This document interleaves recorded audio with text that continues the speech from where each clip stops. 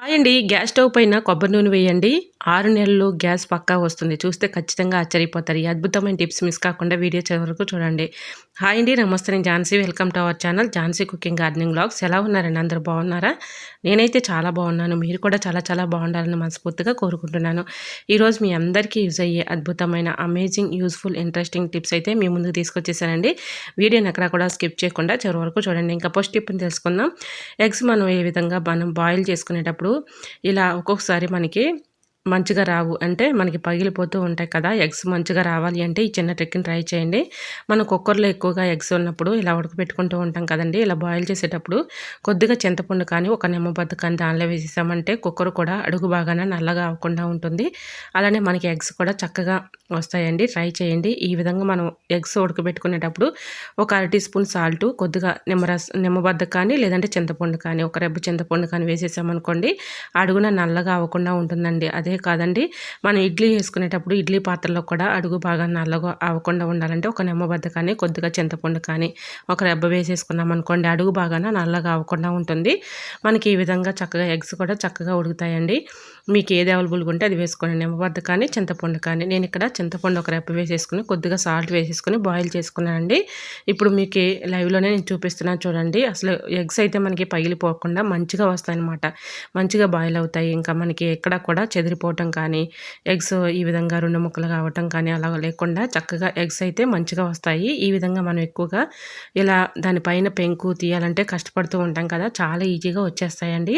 So, ఈ విధంగా ఒక అర టీ స్పూన్ ఇలాగా సాల్ట్ వేసేసి కొద్దిగా చింతపండు వేసేసామనుకోండి అడుగు బాగా నల్లగా అవ్వకుండా ఉంటుంది. మనకి ఎగ్స్ కూడా చక్కగా బాయిల్ అవుతాయి.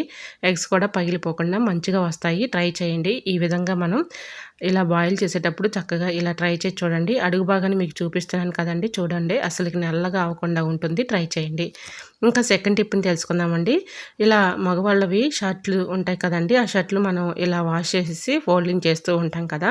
ఈ విధంగా ఫోల్డింగ్ చేసుకున్నామనుకోండి చక్కగా నలిగిపోకుండా ఐరన్ చేసినట్లుగానే ఉంటుంది. సో, ఈ విధంగా మనం ఫోల్డింగ్ చేసేటప్పుడు బ్యాక్ సైడ్ ఈ విధంగా తిప్పేసి బటన్స్ అన్నీ పెట్టేసుకున్న తర్వాత ఇలాగా మనకి శుభలేఖలు ఉంటాయి కదండీ! అంటే మనకి వెడ్డింగ్ కార్డ్స్ ఉంటాయి కదా! అవి కానీ లేదంటే ఒక గట్టిగా మందంగా ఉన్నటువంటి కార్డ్‌ని కానీ తీసుకొని ఈ విధంగా ఫోల్డింగ్ చేసేసి ఇలా ఫోల్డింగ్ చేసుకున్నామంటే అసలు నలిగిపోకుండా మనకి ఫోల్డింగ్ అనేది కరెక్ట్‌గా ఉంటుంది. ఐరన్ చేసినట్లుగానే ఉంటుంది. ఈ విధంగా ఫోల్డింగ్ చేసుకోండి. చక్కగా నలిగిపోకుండా అవసరానికి ఈ విధంగా షర్ట్స్ అయితే యూజ్ చేసుకోవచ్చు. ఐరన్ చేసినట్లుగానే ఉంటుంది. సో, ఈ విధంగా ఫోల్డింగ్ చేసుకోండి. ఇంకా నెక్స్ట్ టిప్‌ని తెలుసుకుందాం. మనం పాలు కానీ, పెరుగు కానీ ఈ విధంగా తోడు పెట్టుకున్నప్పుడు పెరుగు కానీ, పాలు కానీ తీసుకున్న తర్వాత ఇలా గిన్నెల పక్కన ఇలా సైడ్‌లుగా మొత్తం కూడా ఇలా అవుతూ ఉంటుంది కదండీ! ఇలా స్పూన్ పెట్టి మొత్తం కూడా కొన్ని వాటర్ పోసేసి ఇలా అనుకుంటూ ఉంటే ఆ వాటర్‌లో అదంతా కూడా కలిసిపోతుందనమాట. ఆ వాటర్ మనం వేస్ట్ అని పారబోయకుండా మన గార్డెన్‌లో కొన్ని పూల మొక్కలను పెంచుకుంటూ ఉంటాం కదండీ! పూల మొక్కలు మొదట పోసేసామనుకోండి మంచి క్రాప్ ఉంటుంది. పువ్వులు కూడా కలర్‌ఫుల్‌గా పూస్తాయండి.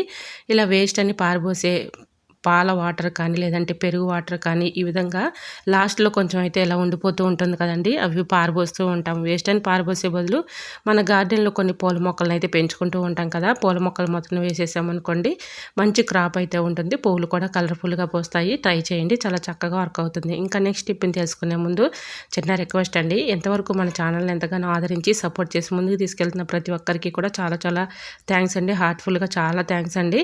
అలానే మరి ఈ టిప్స్ అన్నిట్లో ఏ టిప్స్ అయితే మీకు యూజ్‌ఫుల్‌గా ఉన్నాయో, ఏ టిప్స్ అయితే మీకు బాగా నచ్చాయనేది ప్లీజ్ అండి చిన్న కమెంట్ చేయండి ఫ్రెండ్స్. అలానే మనం గారెలు కానీ, ఈ విధంగా పునుగులు కానీ ఇలాంటివి వేసుకుంటూ ఉంటాం కదండీ!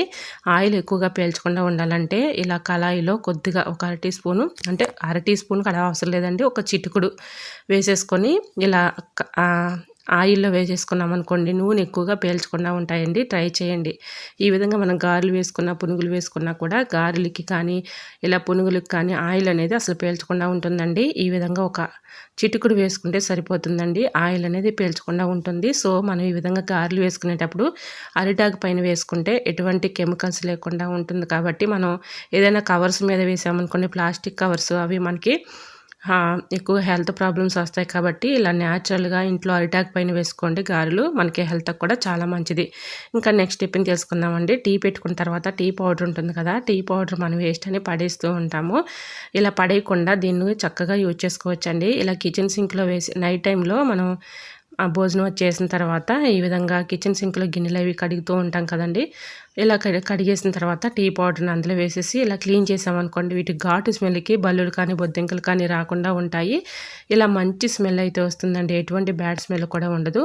సో, మన సింక్ కూడా చక్కగా క్లీన్ అయిపోతుంది. సో, వీటి స్మెల్‌కి మనకి బల్లులనేవి, బొద్దింకలనేవి, చిన్న చిన్న పురుగులు లాంటివి రాకుండా ఉంటాయండి.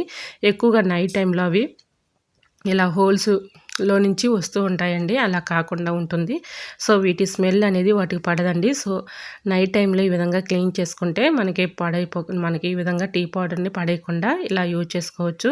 ఇంకొక విధంగా కూడా చక్కగా యూజ్ చేసుకోవచ్చండి. టీ పౌడర్‌ని మనం ఇంట్లో కొన్ని పూల మొక్కలు పెంచుకుంటూ ఉంటాం కదా! పూల మొక్కలు మొదట వేసుకున్నా కూడా మంచి క్రాప్ అయితే ఉంటుంది. పువ్వులు కూడా కలర్‌ఫుల్‌గా పూస్తాయి. సో, ట్రై చేయండి. ఇంకా నెక్స్ట్ టిప్‌ని తీసుకుందామండి. తమలపాకులు మనం ఎక్కువగా తెచ్చుకొని ఇలా ఎక్కువగా ఫ్రిడ్జ్‌లో స్టోర్ చేసుకుంటూ ఉంటాం కదండీ! తమలపాకులు మనకి పాడవకుండా ఎక్కువ రోజులు స్టోర్ ఉండాలంటే ఈ చిన్న ట్రిక్‌ని ట్రై చేయండి.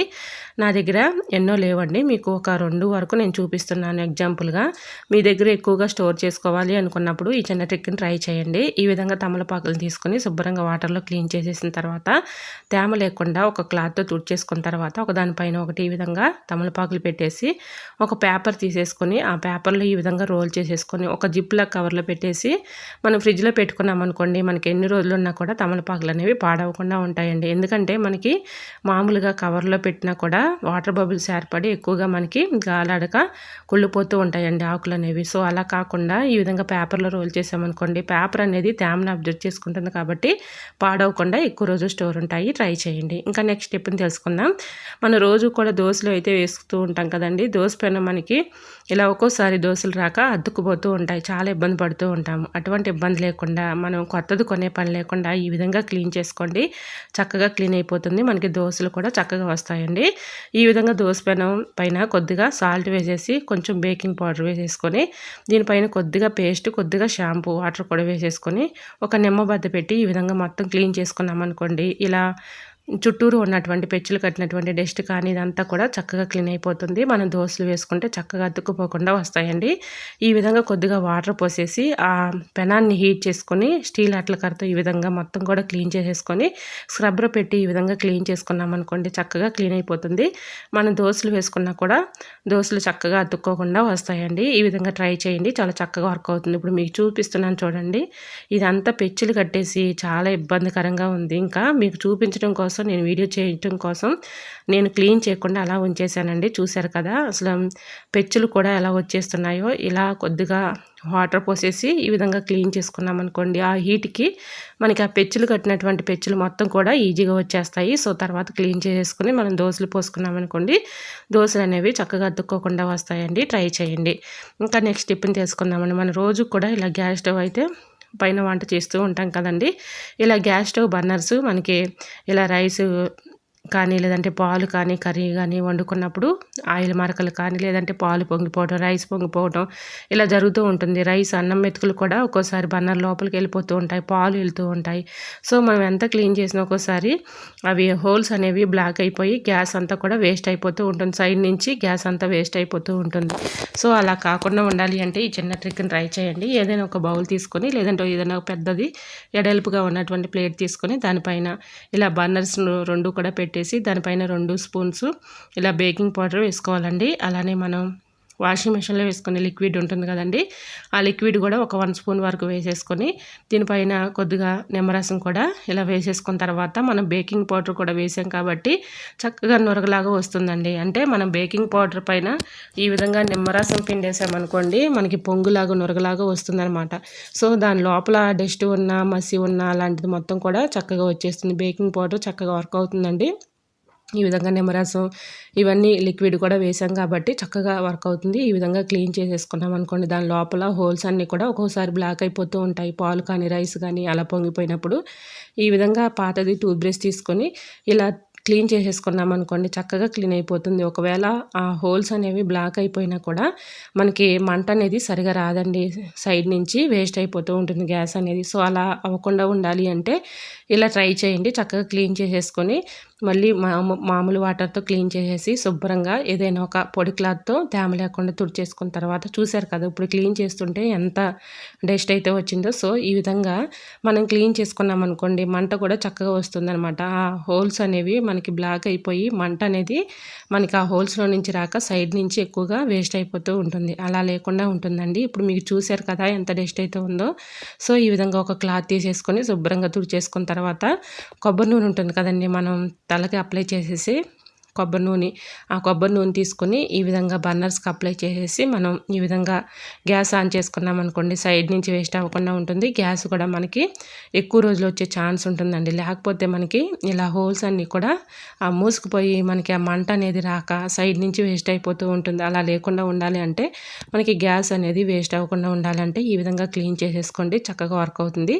మీకు వీలు ఉన్నప్పుడు 10 డేస్కి కానీ లేదంటే ఇలా 1 మంత్కి కానీ ఈ విధంగా చక్కగా క్లీన్ చేసేసుకుంటే మనకి గ్యాస్ అనేది వేస్ట్ అవ్వకుండా ఉంటుంది. మన పని కూడా ఈజీగా అయిపోతుంది. ట్రై చేయండి. ఈ విధంగా తేమ లేకుండా తుడిచేసుకున్న తర్వాత కొద్దిగా కొబ్బరి నూనె అప్లై చేసేసామనుకోండి బర్నర్స్కి, చక్కగా మనకి బర్నర్స్ గుండా మనకి మంట అనేది చక్కగా వస్తుందండి. మన మనీని కూడా సేవ్ చేసుకోవచ్చు. మరి ఈ టిప్స్ అన్నీ మీకు నచ్చాయా? నచ్చితే ప్లీజ్ అండి చూస్తూ ఉండగానే చిన్న లైక్ చేసి మన ఛానల్ని సబ్స్క్రైబ్ చేసుకోండి.